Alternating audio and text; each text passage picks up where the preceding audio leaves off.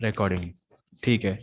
तो अभी जो हमने देखा वो क्या देखा, कि हमें ध्यान क्या रखना है जब हम सीड्स को सो करते हैं ना, तो ध्यान रखना है राइट डेप्थ का, कि एकदम राइट डेप्थ तक जाए, ना तो ज्यादा गहरा ना तो ज्यादा ऊपर, और राइट इंटरवल का, ताकि उनको प्रॉपर एयर मिल सके, सनलाइट मिल सके, न्यूट्रिएंट्स मिल सके। Seeds are sown in the field by any of the methods describe below. अब सीड्स को अगर सॉइल में डालना है, सो करना है, तो उसकी कौन सी मेथड्स हैं? उसकी तीन मेथड्स हैं, तीन या चार जितनी मेथड्स हैं, उनमें से कुछ मेथड्स यहाँ पे बताई गई है। पहली मेथड तो क्या, मैन्युअल मेथड। मैन्युअल में ये देखो, एक फोटो दिख रहा है, इसमें ये इंसान अपने यहाँ पे टोकरी लिए हुए और हाथों से सीड्स को नीचे फेंक रहा है, अपने हाथ से कर रहा है वो, इसीलिए उसको बोलेंगे मैन्युअल मेथड। ठीक है। या फिर उसका दूसरा फैशनेबल नेम है ब्रॉडकास्टिंग। ठीक है। मैनुअल मेथड या फिर ब्रॉडकास्टिंग मेथड।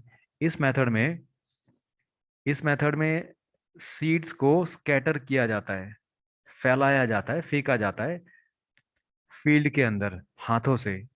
तो हाथों से जब कोई सीड्स को लेता है और उसको जमीन पे इस तरह से बिखेरते हुए चलता है ना, उसको बोलते हैं मैनुअल मेथड या फिर ब्रॉडकास्टिंग। ओके। अब ये मेथड उतनी एफिशिएंट नहीं है। क्यों ये उतनी एफिशिएंट नहीं है, उतनी कारगर साबित नहीं होती मेथड?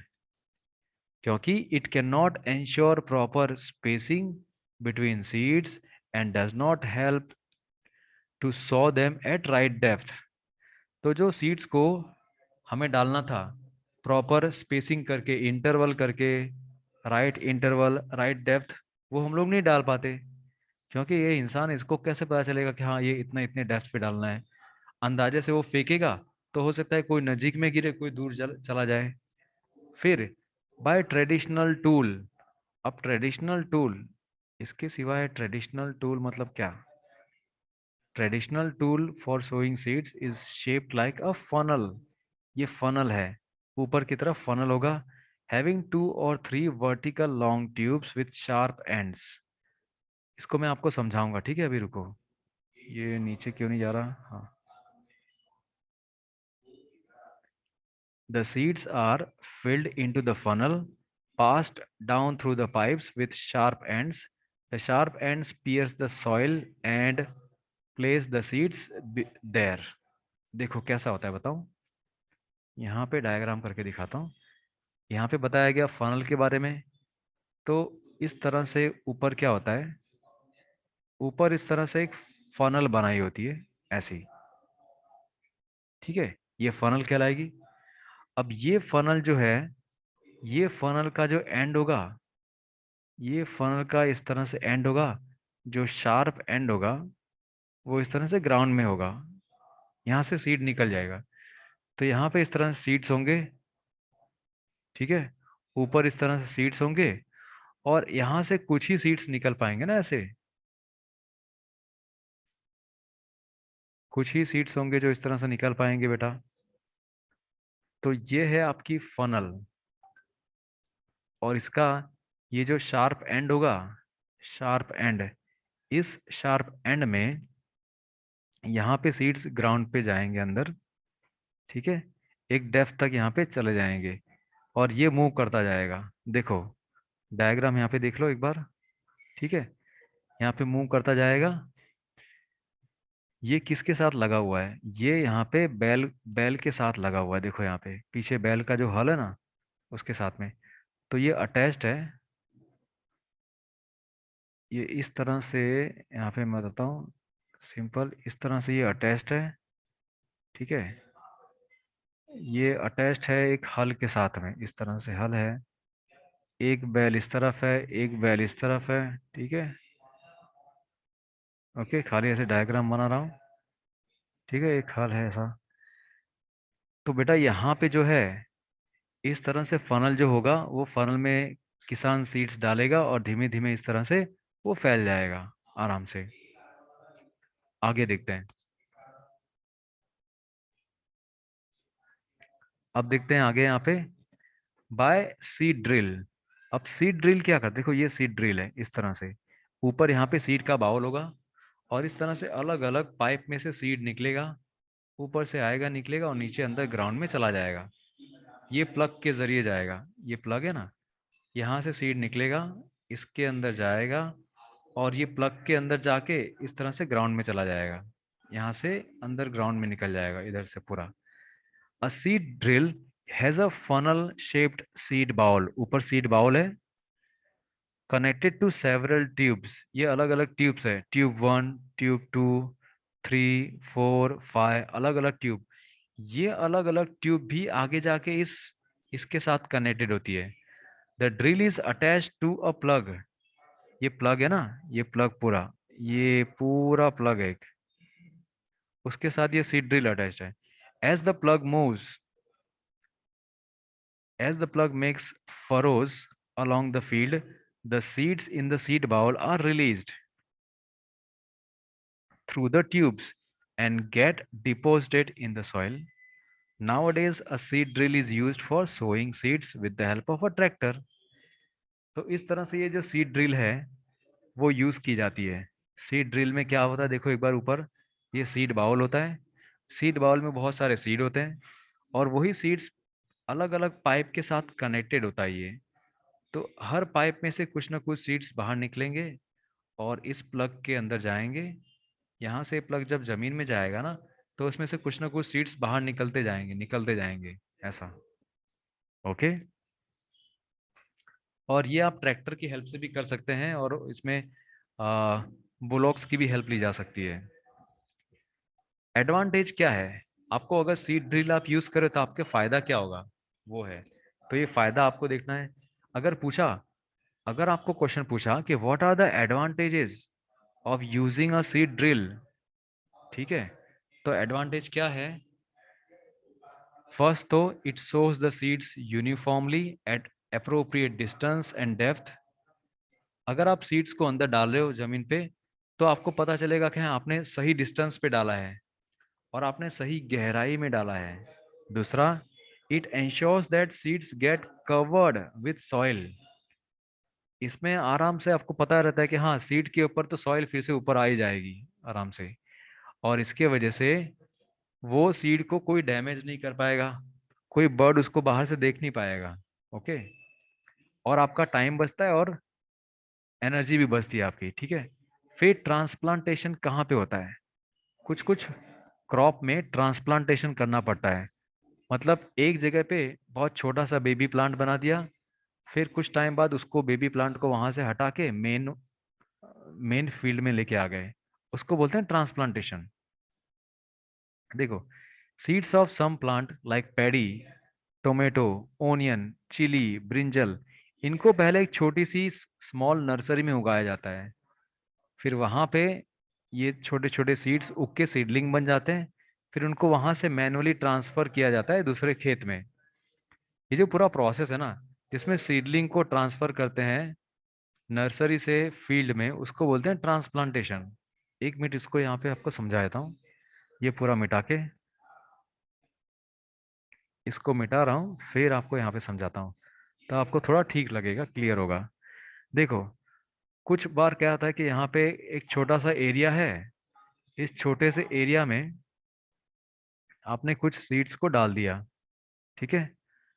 ये सीड्स को आपने डाला, आपको पता नहीं था कि इसमें से कौन से सीड अच्छे हैं कौन से खराब है, पता नहीं, सब एक जैसे लग रहे हैं, डाल दिया ऐसे।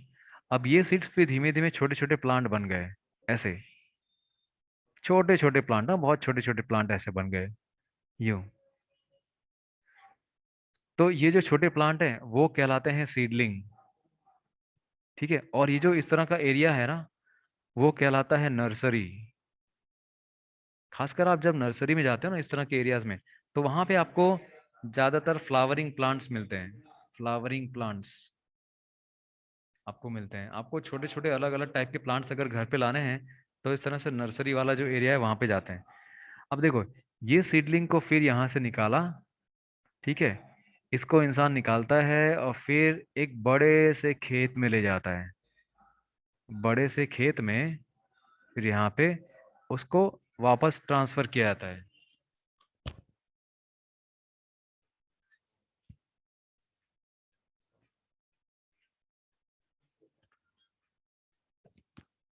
हेलो। हाँ जी। हाँ बेटा। अच्छा मीटिंग बेटा अभी तो मैंने लिंक शेयर नहीं की है, एक मिनट। आप लोग का ट्यूशन का टाइमिंग यही था क्या, 5 o'clock था? क्योंकि मुझे लग रहा है शायद 5:30 होगा शायद। देख लो एक मिनट, शायद हाँ 5:30 होगा। हाँ कोई बात नहीं बेटा, मैं नई लिंक शेयर करूंगा फिर बाद में, ठीक है। ओके।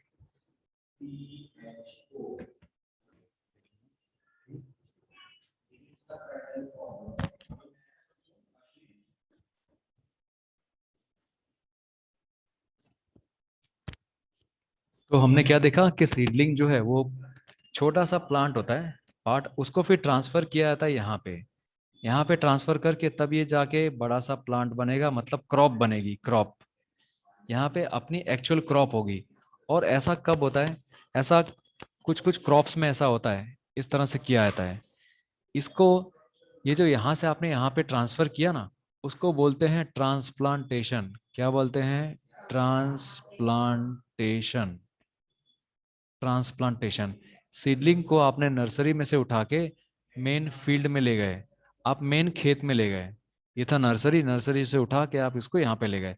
अब यहाँ पे काफी सारे मजदूर चाहिए होते हैं, कुछ काफी सारे लोग चाहिए जो यहाँ से इसको निकाले और इसमें डाले यहाँ पे।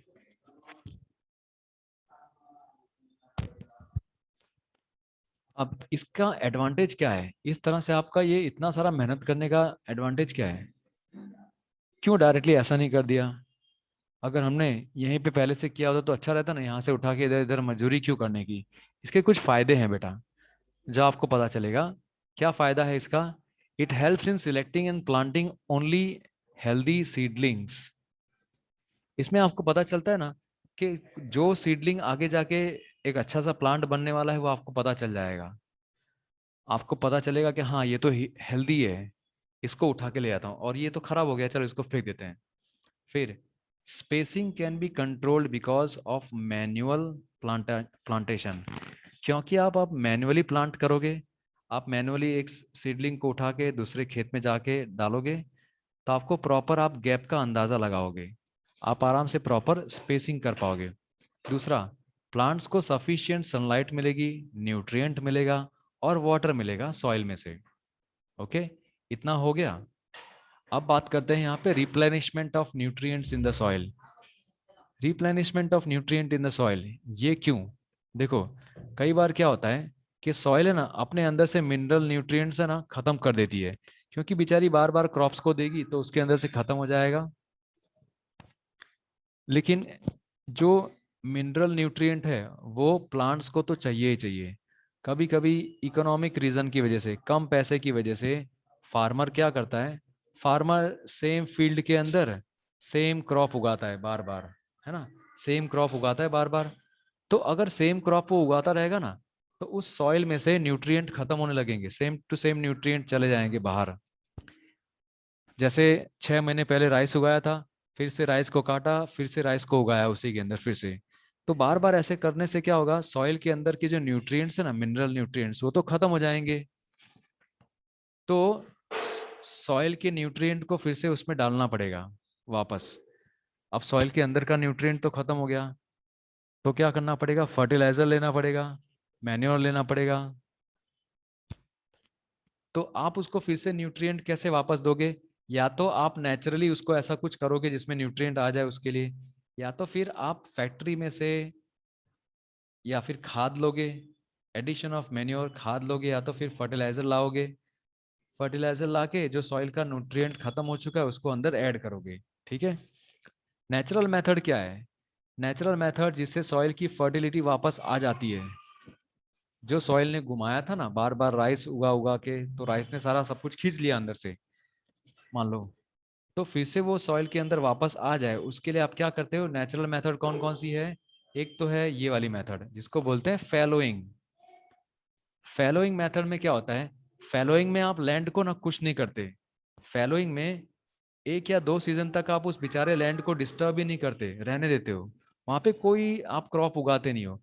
फिर वो लैंड ऐसे ही पड़ा पड़ा धीमे धीमे उसमें न्यूट्रिएंट वापस आने लगते हैं, क्योंकि उसके अंदर प्लांट और एनिमल्स के जो रिमेन्स उसमें पड़ने लगेंगे ना, वो धीमे धीमे डिकम्पोज हो जाएगा। वहाँ पे माइक्रोब्स होंगे जो उस पे प्लांट्स और एनिमल्स के मटेरियल को डिकम्पोज कर देंगे। फिर बाद में दूसरी नेचुरल मेथड क्या है, क्रॉप रोटेशन। ये ज़्यादा उपयोगी होता है क्रॉप रोटेशन।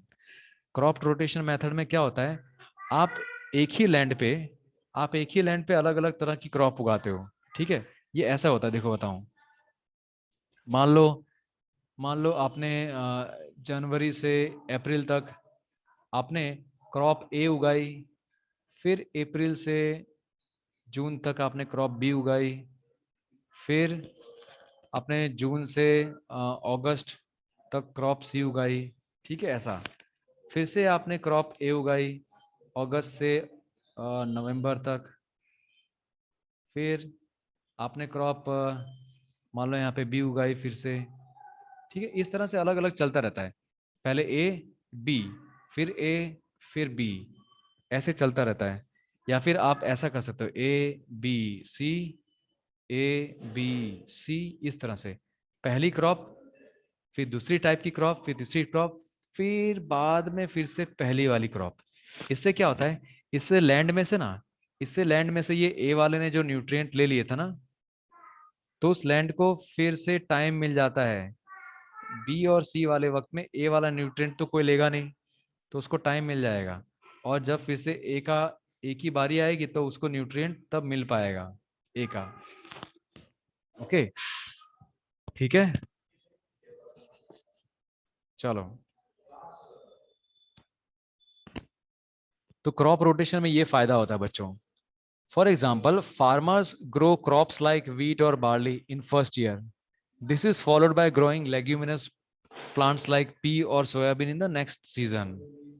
ठीक है, तो पहले तो फार्मर वीट या फिर बार्ली उगाएगा, लेकिन उसके अगले सीजन में फार्मर फिर से वीट और बार्ली नहीं उगाएगा। उसके अगले सीजन में फार्मर पी या सोयाबीन उगाएगा। ठीक है, इससे सॉइल के अंदर वापस फिर से न्यूट्रिएंट्स आ जाते हैं। कौन से न्यूट्रिएंट्स? नाइट्रोजन वाले, जो आप क्लास 7 में पढ़ चुके हो। आपने क्लास 7 में क्या पढ़ा है, एक बैक्टीरिया होता है राइजोबियम नाम का। ठीक है ना, और ये राइजोबियम नाम का बैक्टीरिया लेग्यूमिनस प्लांट्स के रूट नोड्यूल्स में होता है। देख रहे हो, लेग्यूमिनस प्लांट्स के रूट नोड्यूल्स में होता है बैक्टीरिया, ये वाला राइजोबियम बैक्टीरिया। और ये बैक्टीरिया का कुछ तो काम होगा। इस बैक्टीरिया का काम है एटमॉस्फेरिक नाइट्रोजन को लेना और उसको सिंपल नाइट्रोजन कंपाउंड में कन्वर्ट कर देना। इससे ये किसको हेल्प कर रहा है? इससे ये उन प्लांट्स को हेल्प कर रहा है, क्योंकि बेचारा सिंपल प्लांट क्या करेगा? सिंपल प्लांट सिर्फ सिंपल नाइट्रोजन कंपाउंड्स को ले सकता है, और एटमॉस्फेयर में से जो नाइट्रोजन निकला ना, वो नाइट्रोजन वैसा नहीं था जो प्लांट एब्जॉर्ब कर सके। ओके, इसीलिए फार्मर्स को एंकरेज किया जाता है कि आप ये वाला काम करो, आप इस तरह से करो। आप क्या करो, फार्मर को बोला जाता है कि पहले सीजन में आपने अगर वीट और बार्ले उगाया या फिर वीट उगाया आपने, तो दूसरे सीजन में आप पी या सोयाबीन उगाओ। ठीक है, ताकि आपका वीट उगाते वक्त जो सॉइल में से नाइट्रोजन चला गया था ना, वो ये सोयाबीन वाला प्लांट है वो फिर से वापस लाके देगा। क्यों? क्योंकि सोयाबीन के रूट नोड्यूल्स में होगा राइजोबियम, और राइजोबियम आपको नाइट्रोजन लाके देगा। क्या करता है राइजोबियम? राइजोबियम एटमॉस्फेयर के नाइट्रोजन को लेता है, उसको सिंपल नाइट्रोजन कंपाउंड बनाता है, ताकि प्लांट उसको ले सके, एब्जॉर्ब कर सके। डन। ठीक है, समझ में आया बेटा? विद्या और ऋषिकेश? Yes sir. ऋषिकेश है कि नहीं?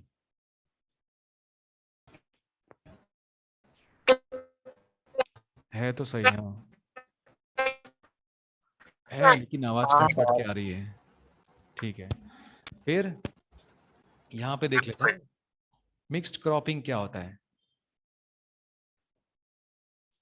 मिक्स्ड क्रॉपिंग नाम से पता चलता है, आपने एक ही खेत में ना दो टाइप की अलग अलग क्रॉप से ना गैप गैप करके उगा दी है।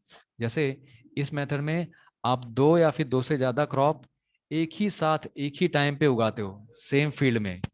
The crops are selected such that the nutrient requirement of one crop is fulfilled by the other. ऐसा आप कोई भी क्रॉप सिलेक्ट नहीं करोगे, आप ऐसी क्रॉप दो सिलेक्ट ऐसी क्रॉप करोगे जिसमें एक क्रॉप का काम दूसरी वाली क्रॉप कर देगी। एक क्रॉप को जो चाहिए ना, जो एक क्रॉप को न्यूट्रिएंट चाहिए वो दूसरी वाली क्रॉप दे देगी, तो दोनों को हेल्प मिल जाएगी। जैसे लेग्यूमिनस क्रॉप्स अगर उगाओगे आप, जैसे आपने सोयाबीन उगाया, ठीक है, तो सोयाबीन आप उगा सकते हो वीट वाली राइस, वीट के साथ या राइस के साथ, ठीक है। आप आपने एक खेत लिया, आपने बोला कि मैं तो खेती करूंगा, अच्छा फार्मर बनूंगा, वीट।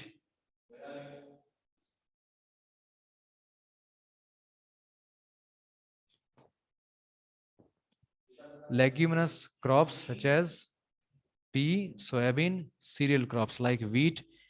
तो वीट और राइस के साथ में आपने सोयाबीन उगाया, ठीक है, तो भी आपको हेल्प मिलेगा, वीट को हेल्प मिलेगा।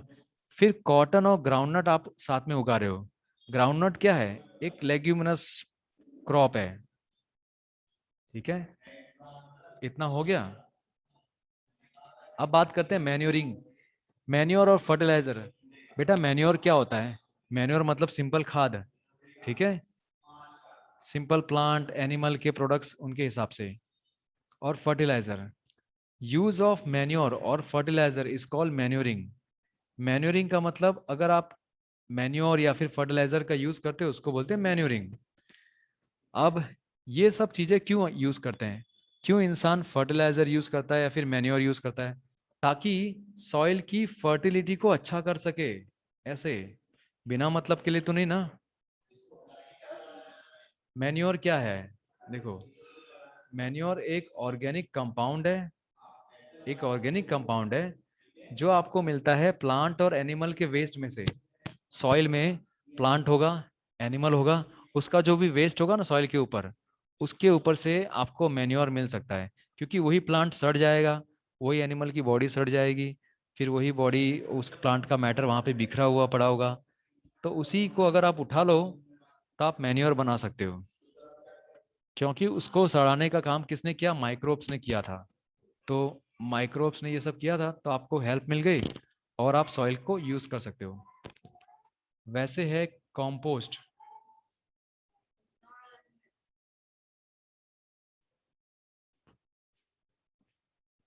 बहुत बड़ा लेसन है बेटा, बहुत। Hello, hello, sir. Hello. Hello sir. हाँ बेटा,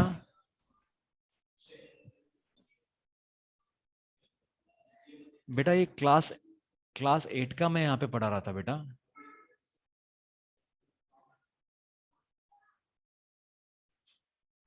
जैसे ही क्लास 9 का होगा ना तो मैं लिंक शेयर करूंगा, ठीक है शिवम? हाँ सर, ओके सर। हाँ ठीक सर। है बेटा, ओके। तो हम लोग यहाँ पे देखते हैं कंपोस्ट के बारे में कि कंपोस्ट आपको कहाँ से मिलता है। जब भी आप फार्म में मतलब खेत के अंदर जो देखते हो, जो एनिमल का एक्सक्रीटा होता है, या फिर ह्यूमन बीइंग का फीकल मैटर।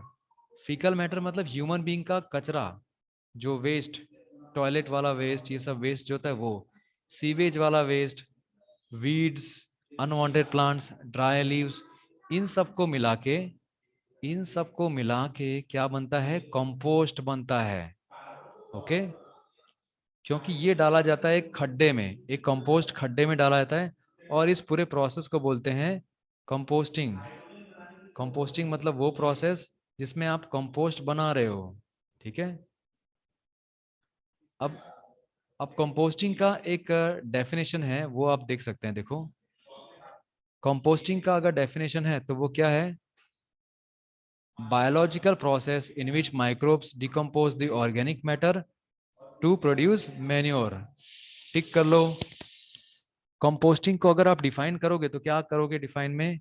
कि कंपोस्टिंग एक बायोलॉजिकल प्रोसेस है जिसमें माइक्रो ऑर्गेनिजम्स ऑर्गेनिक मैटर को डिकम्पोज कर डालते हैं, और क्या बनता है? मैन्योर बनता है। फिर आखिर ये कंपोस्ट के अंदर होता क्या है? कंपोस्ट के अंदर ऑर्गेनिक न्यूट्रिएंट बहुत सारे होते हैं, लेकिन कुछ एसेंशियल न्यूट्रिएंट्स जैसे नाइट्रोजन, फास्फोरस, पोटेशियम, ये नहीं होता। ओके, फिर देखते हैं ग्रीन मैन्योर, यहां तक करेंगे, ठीक है। ग्रीन मैन्योर मतलब कि पेज नंबर 12 तक करेंगे अपने। तो ग्रीन मैन्योर क्या है, नाम से कुछ पता चलता है। ग्रीन मैन्योर मतलब कि क्रॉप्स में से ही कुछ निकल के आएगा। सम क्रॉप्स लाइक सुन, हेम्प और सेस्बानिया, ये जो क्रॉप है वो फील्ड में उगाई जाती है, खेतों में उगाई जाती है। जब आप मेन क्रॉप उगाने वाले होते हो उसके पहले सुन, हेम्प या फिर सेस्बानिया नाम की क्रॉप उगाई जाती है। उसको फिर प्लग करके वापस फिर इसको प्लग करके वापस फिर सॉइल में डाला जाता है। They are then plugged back into the soil when seedlings are young. फिर इन्हीं सिस्बानिया के जो क्रॉप्स है, ठीक है, सिस्बानिया की जो सीडलिंग्स है उसको फिर से वापस उगा के, मतलब सॉरी, जब उग गई होती है तो एक छोटा सा जो प्लांट होता है सीडलिंग, उसी को फिर से वापस सॉइल को खोदते वक्त फिर से सॉइल के अंदर डाला जाता है। These plants decompose in the soil. अब वो प्लांट सॉइल के अंदर चला जाएगा अंदर की तरफ, तो वहां पे वो डिकम्पोज होगा, और डिकम्पोज होने पे सॉइल की फर्टिलिटी बढ़ा देगा अपने आप। सॉइल की फर्टिलिटी बढ़ जाएगी। They also provide protection against soil erosion and leaching. आपने ग्रीन मैन्योर में क्या किया, आपने एक छोटा सा प्लांट उगाया, आपने उसी खेत पे सेस्बानिया नाम की क्रॉप उगाई, बहुत छोटे छोटे सीडलिंग्स, मतलब क्रॉप नहीं, बहुत छोटे छोटे सीडलिंग्स उगाए। फिर आपने इसी सॉइल को प्लग किया, ठीक है, तो ये सीडलिंग्स उखड़ गए। फिर प्लग करने के बाद इन्हीं सीडलिंग्स को आपने इसी जमीन में गाड़ दिया, इसी के अंदर, और वो डिकम्पोज हो गए और सॉइल की फर्टिलिटी को इंक्रीज कर दिया। ये इस तरह से आप नेचुरली सॉइल की फर्टिलिटी आपने इंक्रीज कर दी। तो आज का होमवर्क क्या होगा, जो भी इसमें जितने भी इंपॉर्टेंट डेफिनेशंस है ना, इस तरह से ये ब्लैक कलर का जो है, डार्क ब्लैक कलर में है बोल्ड में, वो आप लोग नोटबुक में लिख दोगे। मैं इसकी पीडीएफ फाइल ग्रुप में शेयर कर दूंगा जिसके पास ना हो, ठीक है। तो ये सारी डेफिनेशंस जो होंगी वो आपका होमवर्क होगा आज और कल में, जितना हो सके उतना फिनिश कर देना। ओके, अगर आपको लगे कि आगे करना है तो आगे भी कर देना, क्योंकि कल छुट्टी होगी। लिखने का है बेटा, कल छुट्टी है ट्यूशन में। मैं ये पीडीएफ फाइल सेंड कर दूंगा बेटा, ये जो डार्क है ना सर बोल्ड कल में। ऑनलाइन क्लासेस नहीं है। कल के दिन ऑनलाइन क्लास नहीं होगी, बिकॉज वी आर ट्रैवलिंग, हम लोग होम टाउन जा रहे हैं, ठीक है। तो आप लोग क्या करना है, ये जितना भी डार्क बोल्ड में है वो नोटबुक में लिख देना इस चैप्टर का, ठीक है। That will be your homework बच्चों। ठीक है सर। ओके, और नहीं लिखा होगा मैं नोट डाउन करके रखता हूँ, फिर जिसने होमवर्क नहीं किया होगा घर पे कॉल करूंगा बेटा फिर। ठीक। ओके, तो इसी से हम लोग क्लास अब यहाँ पे स्टॉप करेंगे। You all can leave now. चलो बाय। Bye sir. बाय बेटा। बाय। Bye sir. बाय बेटा।